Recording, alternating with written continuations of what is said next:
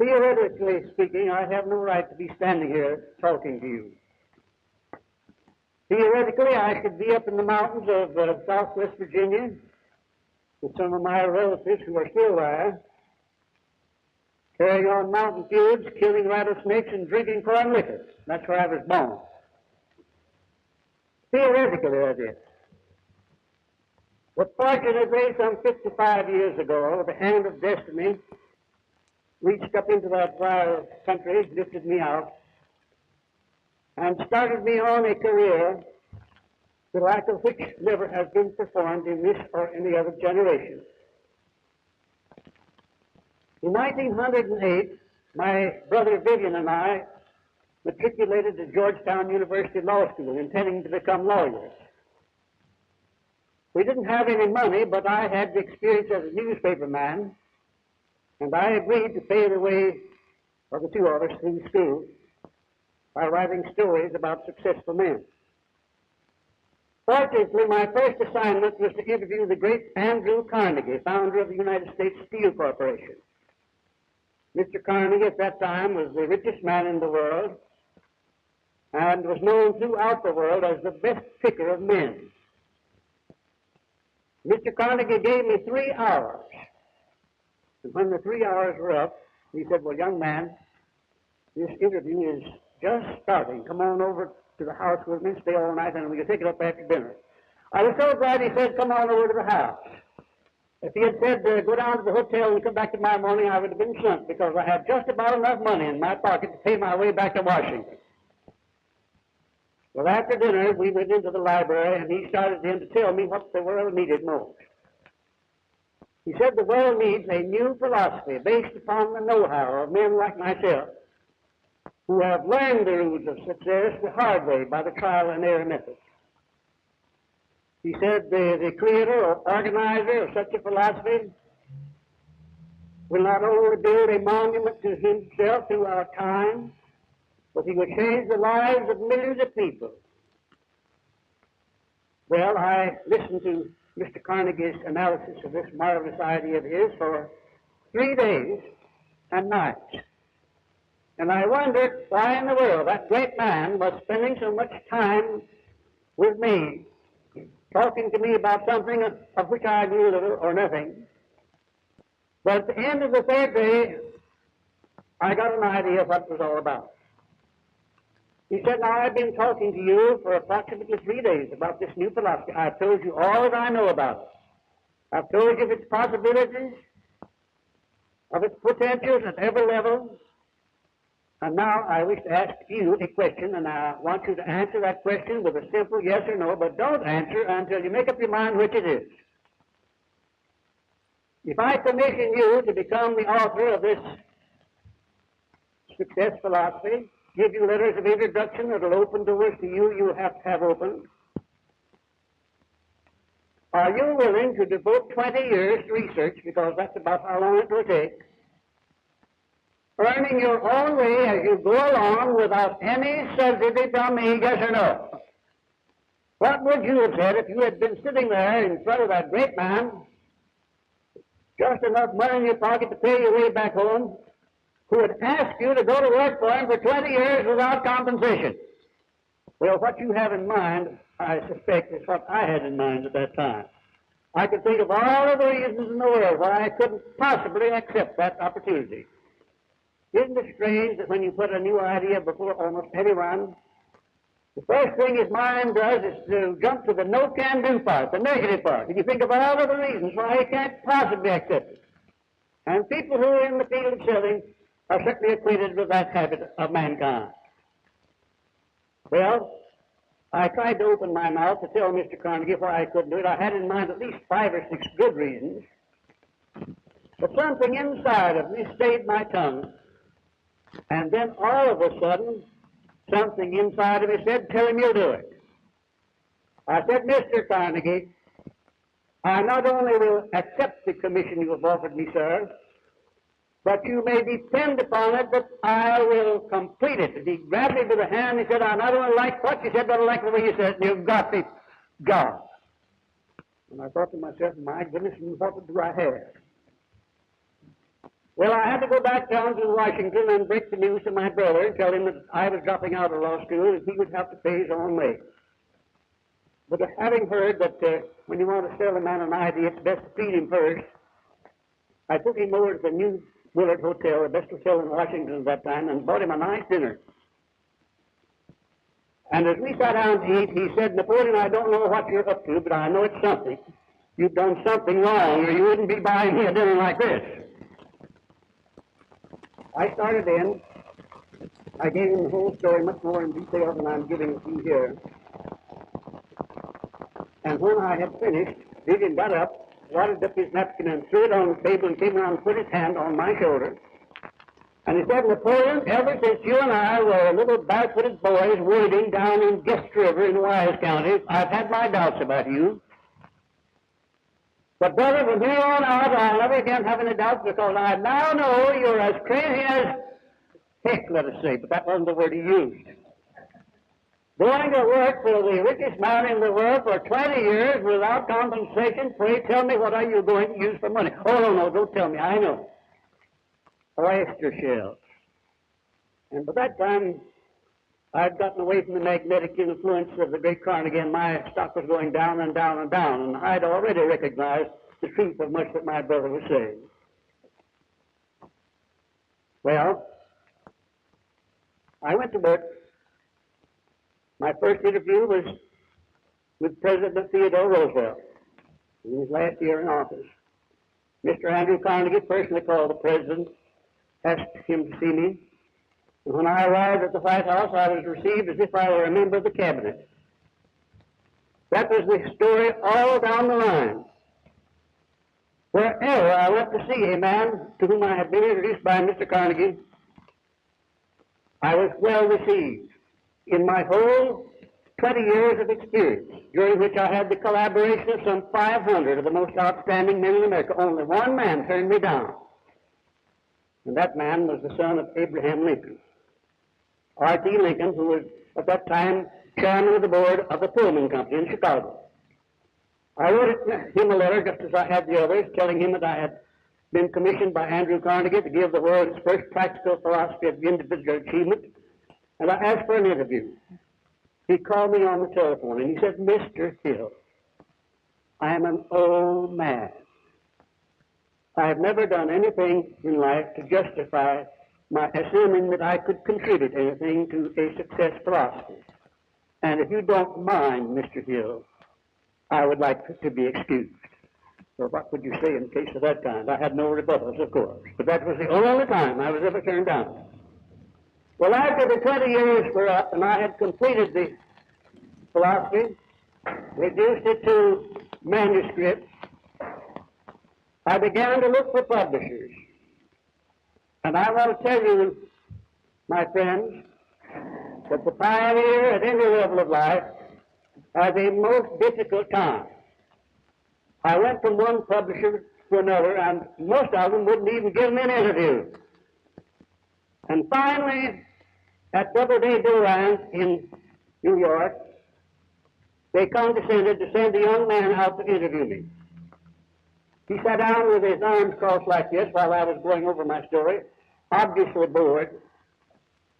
And when I had finished, with my manuscript lying on the desk in front of him, he said, "Mr. Hill, have you ever heard of Socrates?"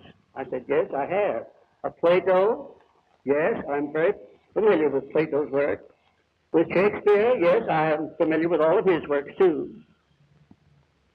"With William James?" "Yes, I'm very familiar with his works." "With Ralph Waldo Emerson?" "Yes, I think I could almost repeat his works by heart." "Well, Mr. Hill, will you please tell me why, if none of those great minds ever produced a success philosophy, who the heck do you think you are to do it?" Well, I got up and picked my manuscript up and walked away. Not so many years later, I had lunch at the Waldorf Astoria with this man, and he said, "Mr. Hill, as near as I can figure it out, every word that I used in turning you away cost Doubleday Durand $1 million. Because if I had taken on your work at that time, undoubtedly you would have stayed with our publishers and they would have published everything you produced since. And that was a gross understatement of the truth. A little bit later, I was fortunate enough to meet Don Millett, who was at that time publisher of the Canton, Ohio Daily News. After visiting with Mr. Millett for 2 or 3 days, he decided to become my first manager. And his first transaction was to call Judge Albert H. Gary, chairman of the board of the United States Steel Corporation, on the telephone, and made an appointment to see him. He went up to New York and saw Judge Gary and sold him on the idea of publishing my entire work and of presenting copies of it to all of the employees of that great corporation. It was a transaction that would have put me over with a bang, and of course I was elated. Mr. Millett came back down to Canton. We made arrangements to go to New York on the following Monday morning, and on the Friday evening prior to the time we were to leave, Mr. Millett was shot down at his garage by a member of the Canton police force and 3 thugs who were engaged in the narcotics and liquor business in Canton and who were being protected by the police. And I missed being assassinated by only a few hours. Fortunately, I had left town that day and didn't get back that night. But when I got back next morning, a gruff voice called me on the phone, and he said, "You have 1 hour to get out of town. You can go any way you choose within the hour, but after that you'll go in a pine box." I didn't wait the hour. I didn't wait 5 minutes. I got in my car and drove down into West Virginia just as fast as I could and hid out for almost a year. So if I knew they'd kill me, they thought that I was the one who was making the bullets and Mr. Millett was only shooting them in his paper. As a matter of fact, that wasn't the case at all. But the longer I hid out, the more afraid I became, and finally I got on to the point at which I thought perhaps my philosophy wouldn't work. And one night, I left the home where I was staying, walked up to the top of the hill to the schoolhouse and started walking around it. And I said to myself, there is a way out of this, and I'm going to find it before this night is over. There's a way out of this, and I'm going to find it. And all of a sudden, I was stopped in my tracks if somebody had been standing in front of me. And the thought came that this is your big testing time. You'll find out now whether you can make your philosophy work for yourself. And if you can't, burn those manuscripts and never be guilty of publishing them or offering them to anyone else. And then the message continued, tomorrow morning get in your car and drive to Philadelphia, and there you'll find a publisher. I went back to the house feeling much easier, but that command seemed to me to be a foolish thing because I knew nobody in Philadelphia. But the command was so direct, ladies and gentlemen, it was so impressive and so profound. Next morning, I made ready to go to Philadelphia. I didn't have any money. My money had run out at that time, but my brothers-in-law had money. And in this command, I was told to go to my brother-in-law and borrow $50. And when I asked for it, he said, well, how long are you going to be gone to Philadelphia? I said, well, the indefinite necessity, you better take more than $50. That's much more to get you over there. I said, just $50. That's all I want. Late in the afternoon, I left West Virginia and drove through all night, arriving in Philadelphia early the next morning. My first impulse was to go into a telephone booth and pick up the telephone directory and look up a nice, cheap boarding house at about $1 an hour. Something said, drop that book. Go over to the Bellevue Stratford and register for the best suite they have. And then I knew I was going crazy. But I went over there and did just that. I said, well, if I'm going crazy, I might as well go all the way. I walked up to the desk, set my traveling bag down, called for a room, and the clerk said, what kind of a room do you want? I said, I didn't say room, did I? I mean a suite. I want the best suite you have. He looked over at me. My clothes, I guess, were a little bit wrinkled at that time, and looked over at my traveling bag. Thought, You're running an awful risk. But anyhow, he assigned me to the best suite they had. The bellboy went up, placed my bag, and I tossed him $1. That was 75 cents more than ordinarily I would have given. And I said, now go downstairs and bring me some good cigars. He came back with some 2 for a quarter cigars. I said, good cigars. Go back and get me some good ones. He went back and I suppose threw the label off the box and came back with the same one. Here's some at 50 cents each. I started to reach in and get a couple of them, and something inside of me said, take a handful. And I took a whole handful. Then I sat down in a nice, overstuffed chair, lighted one of these cigars, and awaited further instructions. And they came very rapidly. And the message came, you have now reached the point where you're undergoing a testing time of the value of your philosophy. Call into your mind the names of all the men you know who would be in a position to finance the publishing of your philosophy, and when the right man comes into your mind, you'll know it, and you go to him and you'll have no trouble. I started in with Henry Ford, though I dismissed him in a hurry. I then called in Thomas A. Edison, dismissed him, then Luther Burbank, and then Dr. Alexander Graham Bell, the inventor of the telephone, and then Dr. Elmer R. Gates. I kept calling them into my mind all afternoon until I'd exhausted my entire acquaintanceship with men in the caliber that I was searching for. I had been traveling the night before. I'd had no sleep. I was exhausted, and I leaned over in my overstuffed chair and dozed for a moment, and all of a sudden I heard an explosion that sounded like the whole Bellevue Stratford Hotel was blown to pieces.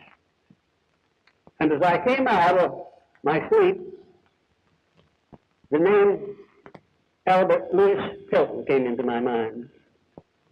I remembered Albert Louis Pilton as having been an advertiser in my Golden Rule magazine. I knew nothing more about him, but I got him immediately on the telephone. He was in the publishing business. I said, Mr. Pilton, over 20 years ago, Andrew Carnegie conferred upon me the greatest honor ever conferred upon a single author by allowing me to become the author of the world's first practical philosophy of individual achievement. I am going to confer upon you an honor second only to the one conferred upon me by Andrew Carnegie by allowing you to become the publisher of this philosophy. He said, just hold the phone and wait, I'll be right over. He was at that time in Meriden, Connecticut. The next morning he arrived down at my suite. I sat down at the table and took this enormous manuscript about the size of a family Bible. It had been nicely bound in leather and lettered in gold. It was a beautiful job. I said, here it is, Mr. Pilton. He sat down and started to turn through it, page after page. He read the title, the list of contents. And all of a sudden he closes up and says we'll publish it at the regular publisher's contract fee. And by the way, he said, have you got a typewriter? We'll draw up the contract right now. I sat downstairs and got a contract. He sat down there and wrote it out, and when he'd been writing a little while, he said, by the way, we usually make advances, a royalty on the contracts of this kind. How much advance would you want? I said, oh, that doesn't make a difference, Mr. Pilton, anything you say. Well, he said, how about $1,000? I said, well, that would be quite ample. Well, within a few minutes, Mr. Pilton was marching back to Meriden with my manuscript, and I had his check for $1,000. I had no trouble whatsoever in paying for my expensive suite. The next thing I did, you see, success attracts success, and failure attracts failure. I was beginning to feel at that time that I could do almost anything. I called the general sales manager of the General Motors Company in Detroit, Michigan, and sold him on the idea of allowing me to train salesmen for General Motors, and in less than nothing flat, I had an income of $500 a week, and I was on my way. That was the beginning of my breaking of the spell, the worst spell of fear that I had ever undergone in my life. The Law of Success philosophy came out in 1928 in 8 volumes and became a bestseller all over the free world. It's in operation still today, but it's been condensed into 1 volume. In 1933, I got a telephone call one morning before I had arisen, and the telephone said, "This is Margaret Lee Hand at the White House. The President wants to see you right away." I got dressed and went down, and FDR had just entered his first term. He was in the midst of a bad panic. People were frightened, trying to draw money out of the bank, all that sort of thing. And he said, "I want you to help create for me a mastermind alliance that will help to break the spell of this panic."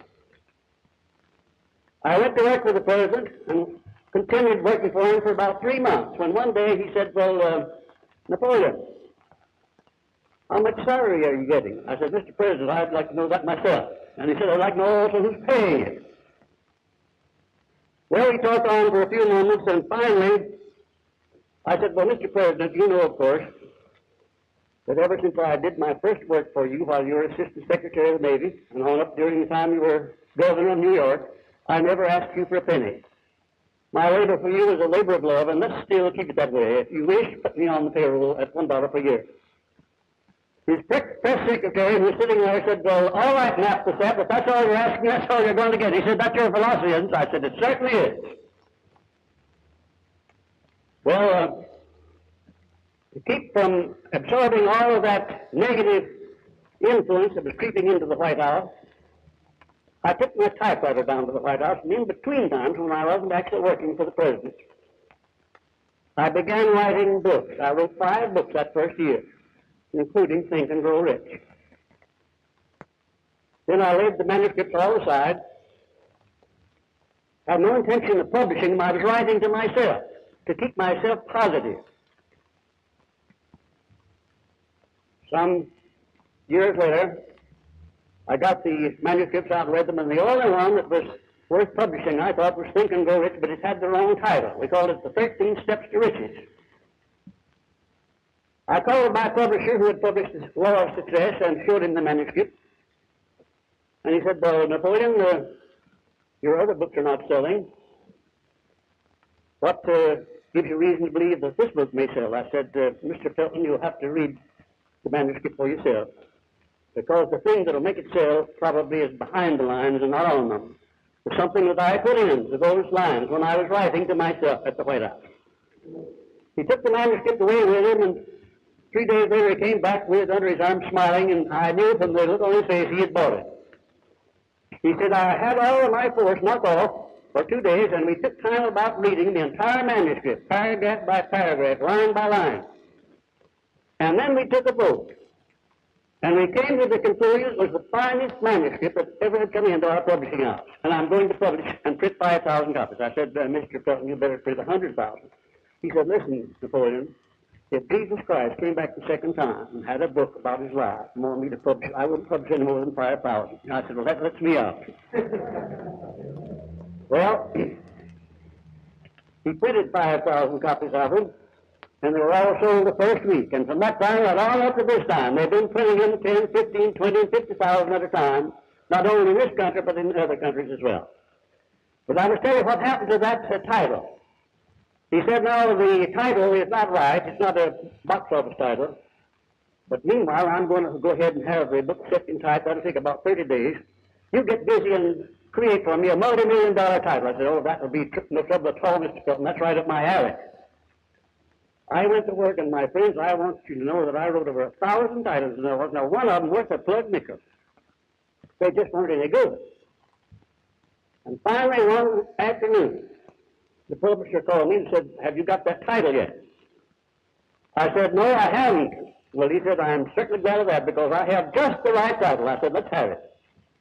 He said, "I'm going to call it Use Your Noodle and Get the Boodle." And did I hit the ceiling? I want to tell you that I really... all of my emotions came into operation. I was mad, I was scared, I knew he had the legal right to do it, and I knew that that flippant title would ruin my book and maybe not do me any good either. Because all of my works have been definitely on the dignified and on the serious side, never flippant. I said, "Mr. Felton, if you do that, I'll sue you." He said, "You can start in the Supreme Court, because there's where you'll land if you don't have a better title by 10 o'clock tomorrow morning. Now, goodbye." That was pretty fine. I sat down on the side of my bed, and long before that emergency, I've had some miraculous experiences with my own subconscious mind. I started to talk to her. I said, now look here, old subby. You and I have been around together a long time. You've done some wonderful things for me. You lifted me out of poverty, out of illiteracy. You've given me a place in the sun. And I have now come to the point where I've got to have you here, but I've got to have it tonight. Tonight. You understand tonight? I don't mean tomorrow, I mean tonight. All of a sudden, my doorbell rang. I went to the door and there stood two policemen. One of them with his hand on his gun. He said, "Where's the woman?" "What woman? What woman?" "Why," he said, "your neighbors phoned in, you're beating your wife to death." I said, "Well, that's mighty funny. Come in and find my wife. Maybe her bones are in here somewhere. Surely you'll find them. Come in, gentlemen." They came in, looked all around. One looked under the bed, and one went into the bathroom. I said, "Gentlemen, sit down and I'll tell you the story." And then I repeated to him what I've just told you. And one of the policemen said, "I've been on the New York police force for 20 years, and that is the most cockeyed alibi I ever heard a man give for beating his wife to death." I said, "Come on, Bill, let's get going out of here." Well, as soon as they left, I went to bed, and at exactly 5 minutes of 2 o'clock a.m., I was awakened as if somebody had shaken me. I could feel my teeth chattering. And as I came out of my sleep, Think and Grow Rich was in my mind, and I knew that was it. I grabbed the telephone and called the publisher in Meriden, Connecticut. And he said, "What's the matter down there in New York? Calling me out of bed at 2 o'clock in the morning." He said, "House on fire?" I said, "You bet it is. With that $1 million title that you own." He said, "Let's have it." I said, "The title is Think and Grow Rich." He said, "Whoopee, boy, you really hit the nail on the head that time." And the goodness only knows that we did hit the nail on the head. But when FDR's press secretary, thought that I was NAPTA-SAP at $1 a year, I want to tell you that NAPTA-SAP didn't do so poorly with that $1 a year job, because over 5 million copies of the hardback edition of Think and Grow Rich alone have been sold, and the paperback edition is now just coming out in large printings. It's in the 6th large printing. The hardback edition had grossed over $12 million 5 years ago. It's a bestseller in this and many other countries, and it will be a bestseller long after I shall have passed on, because it's not a marked and it's not a dated book. Shortly after the book came out, some friend of mine sent an autographed copy of it to Mahatma Gandhi in India. And he became so interested in it that he sent an emissary over here to the United States to look Napoleon Hill up. He wanted to find out whether I was a ghost driver, the real McCoy, or the real thing, because he had an idea of giving wide distribution to that book throughout India.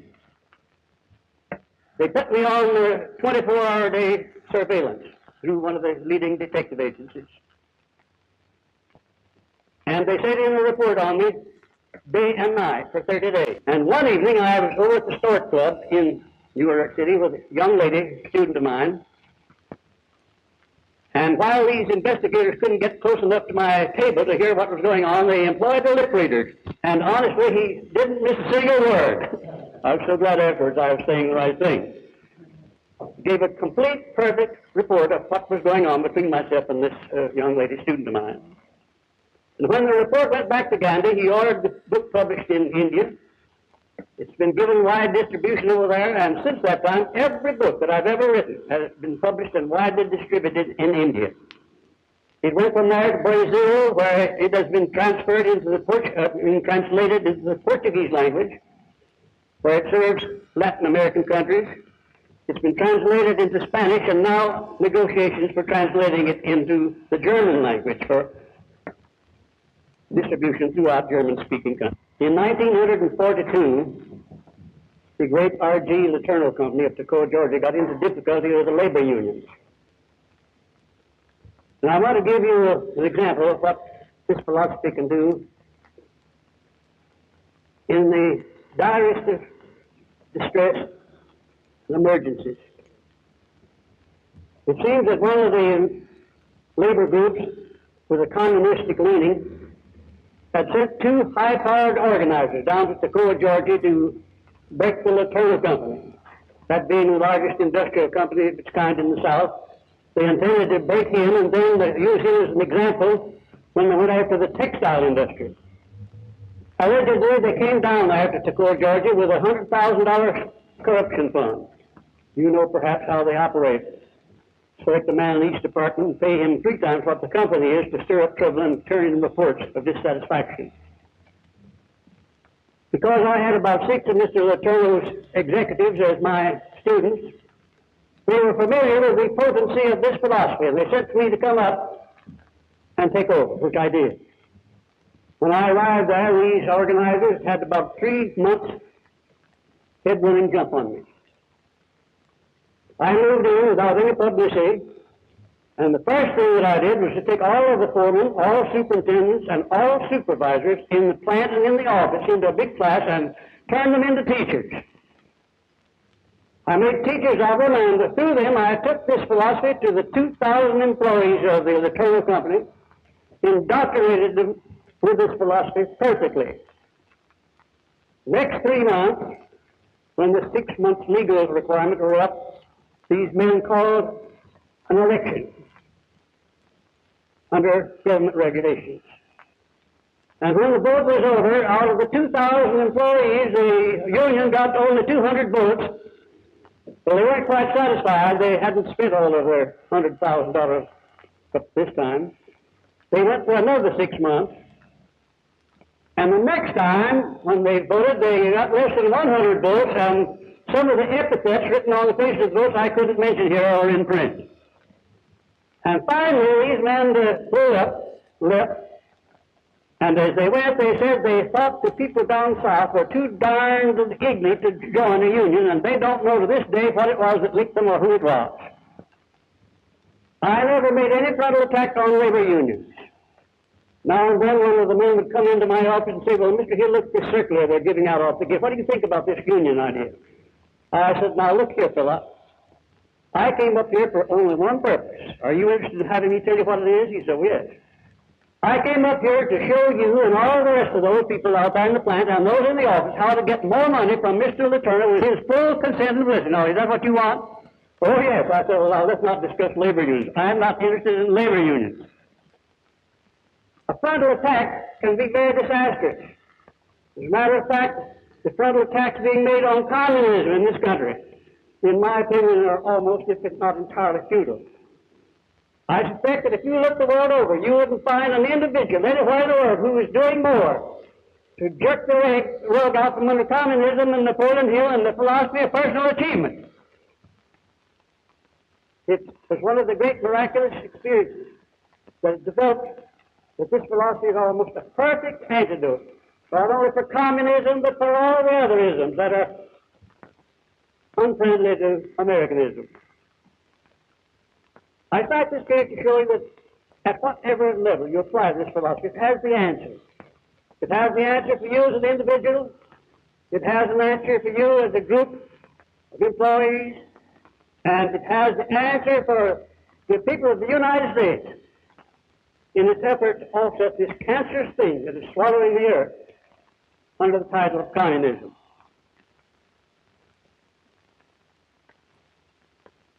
When I was lecturing down in Long Beach, California, in 1946, we had enormous classes, 500 or 600 in the classes. Two of you who are here now were there in that class, in one of my classes. And in the afternoon, I was photographing my books over at the Walker department store. And one afternoon, I was sitting there at my table writing, about 100 people lined up out in front of me, when an elderly lady came all the way around the line, came up to my table and leaned over and said, "How rich are you?" It wasn't only what she said, but it was the look on her face and the way in which she said it that irritated me the most. I laid my pen down and I started to tell her what I thought. And then I said to myself, no, one of the lessons on this philosophy is that of self-discipline. Let's see you use a little of it now. I said, my dear lady, these people are standing in line. Some of them will be here for 3/4 of an hour. waiting for me to autograph the book. And I don't think it's fair for you and me to take up their time. But I'll give you this one idea, and you can deduce from that how rich I am. I have approximately 65 millions of people scattered throughout this and other countries who have bought my books, who have profited by my courses, and who, if I sent out the word tomorrow, probably would be tickled to death to send me a nice new dollar bill each. She said, I didn't come here to be in Southern. She turned and out she went. She thought I'd been Southern. But, ladies and gentlemen, I was telling her the truth. My greatest asset consists of the people that I've helped all over the world. There's a bondage of love between them and me that's indescribable. It's the thing that sustained me, and it is the thing that has given me the one thing which, if you wanted to end it, that would be it. My one wish to each and every one of you would be that when you reach the ripe age of 80, as I have done, you'll be as vigorous physically, mentally, spiritually, and that you will be as prosperous as I am. In 1952, Mr. W. Clement Stone made up his mind that he wanted me to put in 5 years of experience with his organization to demonstrate the soundness of this philosophy. Well, Mrs. Hill and I have been living out in California for 11 years. We went out there in 1944 for the purpose of carrying on a series of years of experimentations to find out how best to take this philosophy to the people of the world through the franchise school movement. When I got out there, I had no idea what my strength was. I went over to the Los Angeles Times and tried to buy some advertising space, and they said I could have about 2 inches on one column twice a week. That was all. I said, well, I wouldn't have that as a gift, but I want the whole page. And the man to whom I was going said, I guess some of these department stores along here would be tickled to death they could get a quarter of a page. Well, I thought I was not making any progress there, so I went over to the Warner Brothers radio station, KFWB, and I saw the program manager. I told him what I wanted to do. I wanted to put on a half-hour program every Sunday afternoon. He listened to me for a little while and said, Mr. Hill, I don't like to be impolite, but you're just wasting your time because the kind of a program you offer is just the kind of we don't want on KFWB. Why, Mr. Hill, there's no man on the face of the earth can hold an audience half an hour just talking. I said, well, my money says that's not true. Well, I said, by the way, are you the last word over here? He said, oh, no, you go up to Jack Warner if you want to, from Warner Brothers. I said, let's get going. We went up there, and I was with Mr. Warner for the better part of an hour. 3 times he turned me down, and I kept on keeping on. I don't quit easily. I guess you find that out now that you're in business with me. I don't quit easily at all. Finally, Mr. Warner turned to his program chairman and he said, I'll tell you what you do. Mr. Hill is so determined that he can make good on a half-hour talk. Give him a half hour next Sunday. Let's see what happens. They put me on without any publicity build-up, nothing at all. And after the program, we received 876 replies, the largest number that has ever come in from any program. And then for the following 3 years, we carried on that program every Sunday afternoon, averaging at least 600 to 700 replies, more replies than came as a result of all the other programs combined. An astounding thing. It was so astounding that the Warner Brothers monitored the first 3 of my lectures, and they devoted a whole afternoon staff meeting to analyzing them to find out. Mr. Warner said, I want to find out how this Napoleon Hill can come out here and put on a 30-minute commercial, and that was what it was, what I was talking about, my philosophy, and lead all other programs. I don't think they ever did find out, but ladies and gentlemen, I did. I went down to the main library in Los Angeles and discovered they had 71 copies of the hardback thing was working, and they'd been bound and rebound until I wouldn't have recognized them. And on every page, every margin of every page of every one of those books, somebody had written something. His comments after having read the book. I later made a survey of the leading libraries of the country, and I found that Think and Grow Rich had led all books of all times in its field, and still doing it today. That was one reason why I went over so well in Los Angeles, because I had a tremendous following there, and an invisible following that I didn't know, but when I got on the air, I found out who they were. And the other reason was, and I think maybe this is the most important one, I was talking to those listeners, talking to you, the listener, about your success. And when you're talking to another person about how he can become more successful, you don't have to be too brilliant, you don't have to be too bright, you just have to keep on talking. Because I have never yet met the person that didn't want more success, including myself. Well, after 11 years of experimentation out there, Mrs. Hill and I decided to move back to South Carolina. And by that time, Mr. Stone had tempted me to demonstrate with his organization what this philosophy could do with just one company. When I went with Mr. Stone in 1952, it was with the understanding I'd stay there for 5 years. He had 1,000 salesmen in the field at that time. They were selling health and accident insurance, a small price, low price policy.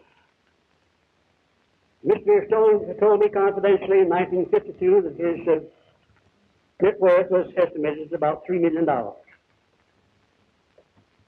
Well, we went to work teaching this philosophy to his organization, and by 1962, his net worth was around $100 million, and the men who had been earning around $125, $150 a week, some of them up to $1,000 a week, as a result of this philosophy. And if you'd like to check on that, you can find Mr. Stone's own statement in his latest book, entitled The Success System That Never Fails. He's gone out of his way to give credit to this philosophy. Well, when the 5 years were up, I was having such a fine time that I decided to stay on another 5 before beginning this last lap of my commitment to Mr. Andrew Carnegie, namely the organizing of franchise schools all over the world. Well, when Mr. Stone first got hold of Think and Grow Rich, shortly after it came out, he was selling insurance himself. I don't know how much he was making, but it couldn't have been too much. And he was so impressed with that Andrew Carnegie formula that he sat down and he wrote out his definite major aim for 20 years, following to the letter the instructions in the book. And his definite major aim called for him to own an insurance company within those 20 years, be president of it, and be worth in net not less than $10 million. Quite an order for a man who only had $100 to start out with at that time. But when the 20 years were up, some 3 years ago, he was head of 4 large insurance companies, the Combined Insurance Company of America and 2 subsidiaries, and worth well over $100 million. That's an illustration of what can happen in just one industry. This very potent philosophy when it's properly administered. The reason I was willing to give up 10 years of my life, I wanted to see if it was done right. And if you ever saw a job well done, you'd see the one that was done in Chicago.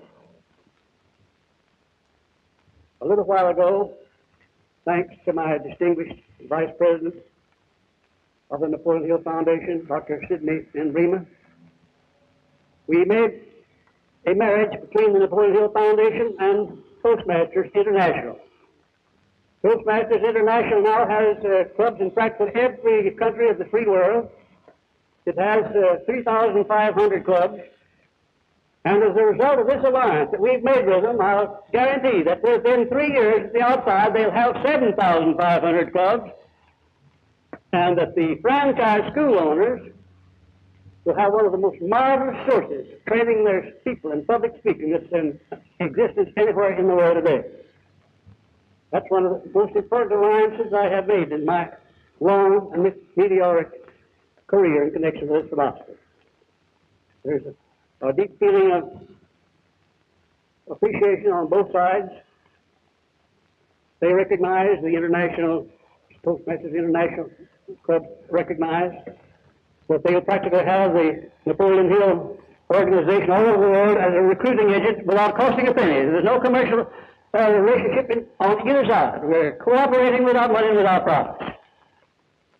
When the franchise school operators go into the field, they will not only find the following that I have created during these past 50 years, but they'll have the following of that marvelous organization that's doing such a wonderful job throughout the world. I think the big surprise that came in connection with my experience with this philosophy came with my experience at the Laterna Company when I found out that this was a perfectly marvelous antidote for communism. When you can walk in and without ever mentioning your opposition, lick it hands down, without the opposition knowing who licked it or what, you really have stumbled upon something. I feel exceedingly proud of this philosophy for many reasons. First of all, it's accepted by all religions, although it doesn't partake of any of them. Catholics and Protestants, whites and blacks, all the races, all the colors, all the creeds, accept this philosophy. I think that's a miracle within itself. When I first started out with Andrew Carnegie, he admonished me never, under any circumstances, to attach any title to this philosophy of an orthodox nature, because he said, the very minute you do that, you split your audience. He said, it doesn't need an orthodox title. And number two, when you start the writing, never use a word or an illustration that will send a high school boy or a girl to the dictionary or the encyclopedia. Because to do that, you lose them too, because most of them are too lazy. And I have followed those injunctions to the letter, with the result that we have a philosophy that's understandable, anybody can understand it, anybody can apply, and millions of people are applying it all over the world. I have set a minimum of 15 more years for me to work actively. I am going to devote as much time as I possibly can to helping my franchise school operators in the field, at least to get all centers to start doing the job the way I approved it can be done.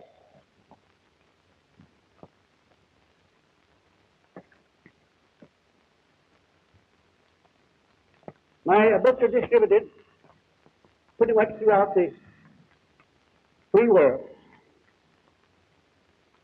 And here is a list of them.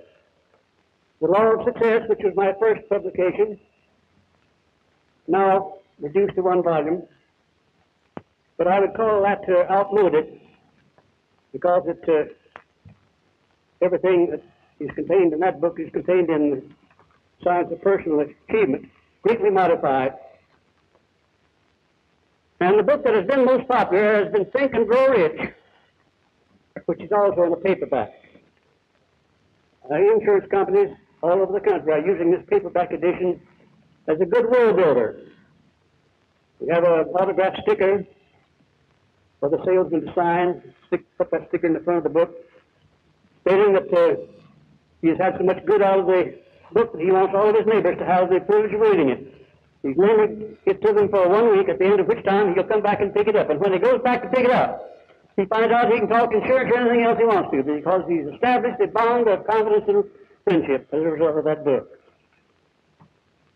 I think the reason that book is done so much better than the others is that not only my brain went into it, but my heart and soul as well. Because when I was writing that book at the White House, we were in the midst of the worst financial crisis this country has ever known. And I wrote it more as a prayer than anything else. I wrote it to Napoleon Hill. I had no notes before me. I did no research work. I just put my fingers to work on my typewriter keys, and out came Think and Grow Rich. It took me less than 6 months to do it. Someone asked me not so many years ago how long it took me to write Think and Grow Rich. I said, well, it took me about 30 years to get ready to write it, and about 6 months to do it, to type it. And that's about as near correct as I could mention. But there's something behind the lines of that book. There's a feeling that you pick up as you read it you can't get out of any other book. And incidentally, after it came out, I can get telegrams and letters and telephone calls and personal calls from all over the country congratulating me on account of this book. And after I had this had gone on for about a month, I said, well, by golly, I'm going to read that book, and maybe that fellow's got something I don't know about. And I sat down to read my own book, and I just disassociated myself from it as if I had never seen it. And in about the middle of the book, an idea came to me that gave me the 17th principle of this lesson, Cosmic Habit Force, and I had been searching for that thing all down through the years and hadn't found it until I found it in my own book. It wasn't on the lines, it was a thought that came to me as I read those lines. And I want you to recognize that this is a thought-provoking book. It's an action-provoking book. It doesn't tell you particularly what to do. It tells you to use the knowledge you already have instead of letting it lie dormant. That's about all the majority of people need. It's not more education, the more knowledge they need. It's better use and application of the knowledge they already have. Then came how to sell your way through life. That was largely based upon the life of Henry Ford. And it had a wonderful sales record, but nothing to compare with Think and Grow Rich. And then came Mental Dynamite in 17 volumes. Later condensed into one volume called How to Raise Your Own Salary. Then The Master Key to Riches. It's going into paperback this coming fall. Then The Science of Personal Achievement, which is our current course being taught in all of our franchise-operated schools. And during my association with Mr. Stone, we wrote a book entitled Success Through a Positive Mental Attitude. That was jointly co-authored between Mr. Stone and myself. And that's had a wonderful sale. These books are now distributed throughout India as a result of the cooperation of the late Mahatma Gandhi, throughout Brazil in the Portuguese language, throughout Canada, Australia, New Zealand, Mexico, and other Latin American countries. And as I said a while ago, the negotiations are on now for publishing it as it's translated into the German language. With all this activity, you must know that I have a tremendous army, a following throughout the country. An army of people who will be delighted and will feel privileged to join personal classes where my picturized lectures will appear, where you as teachers will appear, and where they will have the opportunity to have the personal counsel all through the course from the staff of the Napoleon Hill Foundation without any extra cost. There has never in the history of the world been another service like this. Never another service like it. Never another service that has done so much in the way of research before offering it to the public.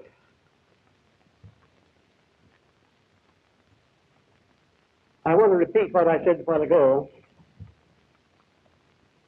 and I want to know what you think about it. My greatest wish for every one of my students, wherever he may be, whatever his religion may be, whatever his color may be, my greatest wish for each and every one of them is that he may have the privilege of living to the right young age of 80 as I have, and that at that age he may be as healthy, as alert, as prosperous as I am.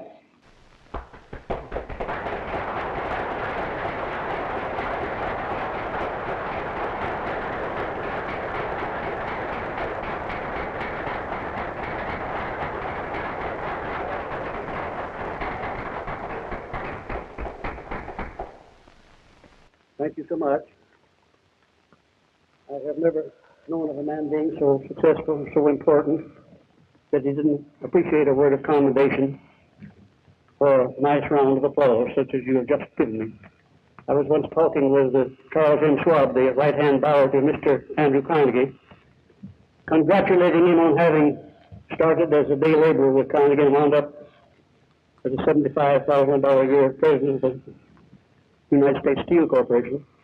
And I was rubbing it on pretty thick, I guess, and he commenced to rub his hands and looked like he was getting nervous, and I thought, well, maybe I'm embarrassing him. I said, well, Mr. Schwab, I didn't mean to embarrass you by eulogizing you.